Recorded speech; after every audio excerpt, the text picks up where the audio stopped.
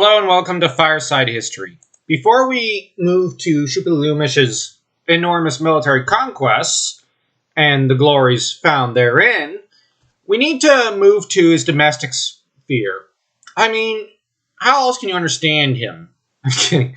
But to an extent, that is true. Now, in I the Sun novel from the 80s, Suppiluliumas' first wife, Henti, proves to be, well, how do I put it, an adulterous thought, and who cheats on him with one of his favorite military officers.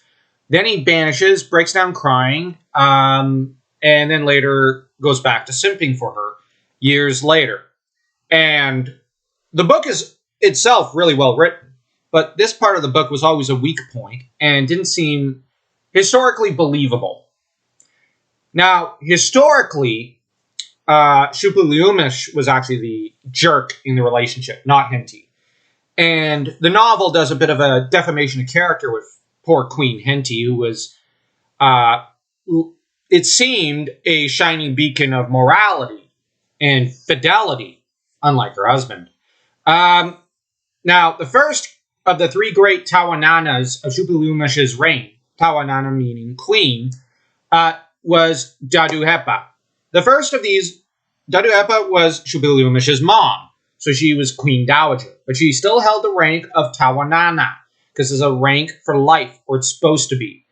Now, she died during the reign of Suppiluliumas, who then made his wife Henti, pretty much, well, Tawanana.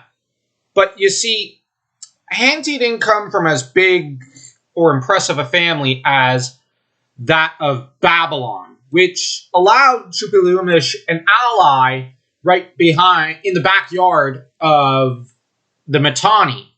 So he ended up divorcing Henti, the mother of most of his children, and possibly the mother of all his sons, notably of Mershali II, and I would venture to say very likely Telepinu and Piashili, two of Suppiluliumas' greatest sons.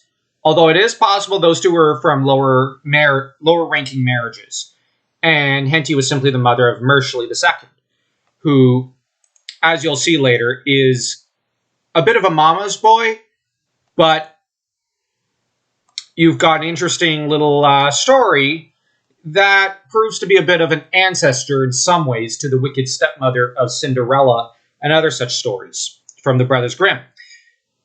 Now, Henti was divorced so that Suppiluliumas could have a new queen, namely Malnigal, the daughter of, well, the king of Babylon at the time, whose name was, well, Burna Buriash II.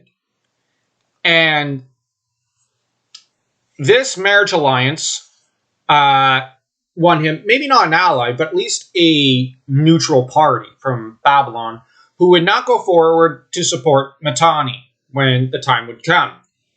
Now, if you want to know what happened to Henti, she seems to have been banished to the land of Ahiyawa, which remains something of a bit of a mystery, possibly the Mycenaean kingdom, maybe not. It's never really been very clear who the Ahiyawans were, but the thing is, if you Google it and Mycenae, you get quite a bit of information.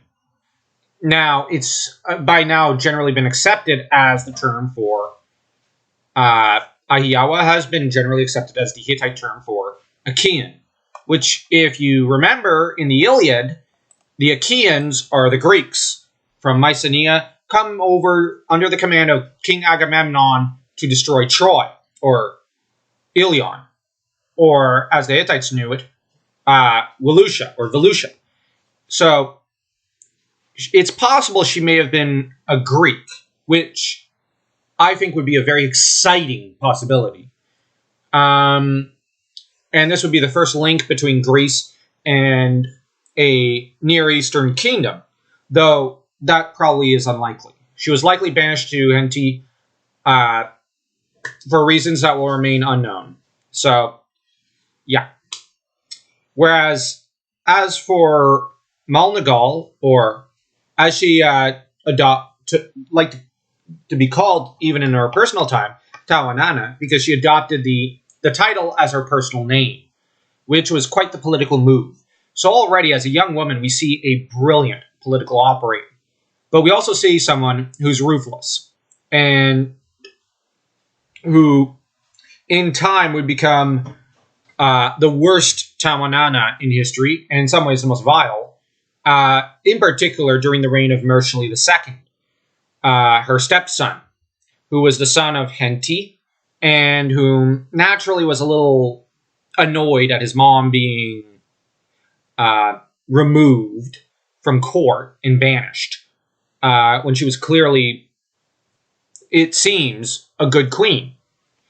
But Suppiluliumas was never one to be troubled about good people or morality when it came time for political military decisions. In that regard, he was nothing like his sons. But he was, however, crucial to the survival of his kingdom. And this was the first move of his in the construction of the great Hittite Empire that would survive for a number of years. So if you like this video, like, share, subscribe, and leave a comment.